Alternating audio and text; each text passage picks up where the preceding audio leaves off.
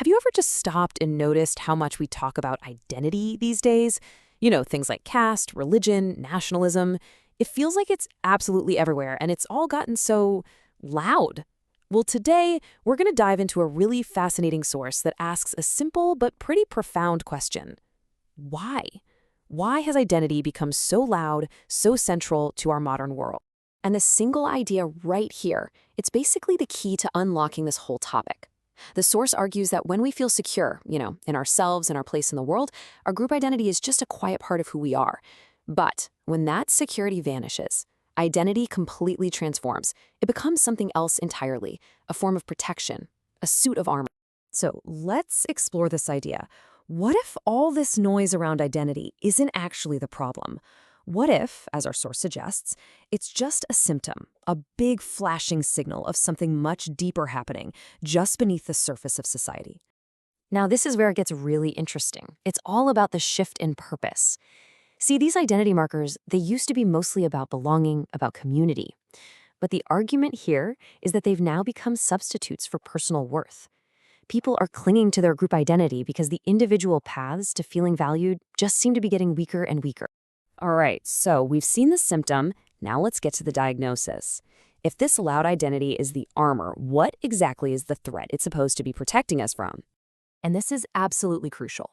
The source doesn't frame this as people being inherently bad or divisive. Instead, it's presented as a totally predictable psychological reaction. It's a response to a specific environment, a specific kind of societal stress. And wow, this slide illustrates that stress perfectly. Over on the left, you've got a society with clear, secure ways to get dignity. Things like having meaningful work, trusting that institutions are fair, feeling a sense of personal achievement. But on the right, when those pathways start to crumble, maybe because of economic anxiety or just a feeling that the system is rigged, you get what's called a dignity vacuum. And that's when collective identity rushes in to fill that void. It becomes a shield, a substitute for real work. This quote just nails that psychological shift. It's a move away from earning respect through what you can do and toward demanding respect based on the group you belong to. That's a fundamental change in how people are trying to find validation. So let's see how this whole insecurities armor dynamic actually builds in the real world. The source explores 3 specific areas where you can see this playing out really clearly. So the first case is this concept of victimhood as status. Now, the source is really clear.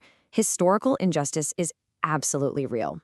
But it argues that a kind of psychological trap can appear when the identity of being a victim stops being a temporary state that needs to be repaired and instead becomes a permanent source of moral status. It's that moment when a group's conversation becomes more about reciting past grievances than about building future capacity. And this slide kind of lays out that path. It starts with a totally valid acknowledgement of injustice. But if that hardens into a permanent identity, the author suggests it can actually weaken personal aspiration and a sense of agency. The whole goal of repair then risks turning into a state of dependency. Okay, next up, let's look at religion. The source observes this kind of inversion. On one side, you have religion as a source of internal ethics, honesty, self-discipline. But on the other, you have religion as a tool for external assertion, to dominate, to claim immunity, and to shout one's identity. Think about the difference between, say, quietly practicing charity versus loudly demanding that public spaces conform to your religious symbols. The argument is that the second type gets a whole lot louder when the first type gets weaker. And this line just sums it all up, doesn't it? This very public, often aggressive display of faith isn't necessarily a sign of deep conviction.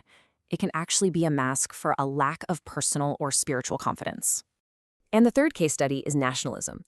When people feel like they have no control over their own lives, nationalism can become this really powerful form of emotional compensation. It stops being about civic duty and becomes all about pure emotion, expressed through symbols instead of actual performance. And, crucially, this kind of nationalism is super fragile. It becomes hostile to any kind of criticism, because that criticism feels like a personal attack on your only source of pride. So we've diagnosed the issue. We've seen it in action. But what are the long-term consequences? What's the prognosis for a society where this kind of loud identity becomes the norm?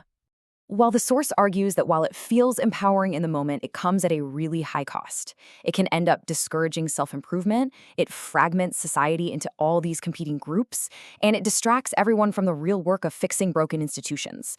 And maybe most importantly, competence takes a backseat to belonging. This really drives the point home. There is a fundamental trade-off. When the most important question is who are you or which group do you belong to, then the question what can you do or how well can you do it starts to lose its power. Okay, so if that's the pretty grim prognosis, what's the way out? The source doesn't just diagnose the problem, it also offers a prescription. And it's all focused on rebuilding those exact pathways to individual dignity. The core of this prescription is what the author calls the repair lens. It's basically a new way of looking at societal problems, not through the lens of identity conflict, but through the lens of repair. The idea is to fix the underlying conditions that make loud identity so appealing in the first place. And this slide shows that this isn't just a theory. You can look at post-war Europe, for instance, which focused on universal citizenship, tying dignity to rights and conduct, not your ancestry. Or look at several East Asian societies that focused heavily on meritocracy, tying dignity to achievement. In both cases, as individual success became more possible, identity politics just became less urgent. So, what can actually be done? The source proposes 4 key shifts in our incentives. First, moving from identity-based entitlements to support that helps people achieve real outcomes. Second, tying dignity to effort and competence, not to grievance. Third, making excellence visible and rewarding it fairly and consistently. And finally, reframing nationalism as pride in civic responsibility, not just slogans. And this is the really hopeful vision the source leaves us with. The goal isn't to erase identity. It's to make it unnecessary as a suit of armor. Because when people have real opportunities to earn respect for who they are and what they can do, the shouting just stops. So that leaves us with a final thought to take away. Let's forget the huge national debates for a second.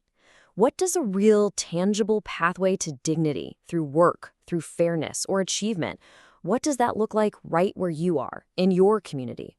What needs to be built, or what needs to be repaired? It's a question that's definitely worth thinking about.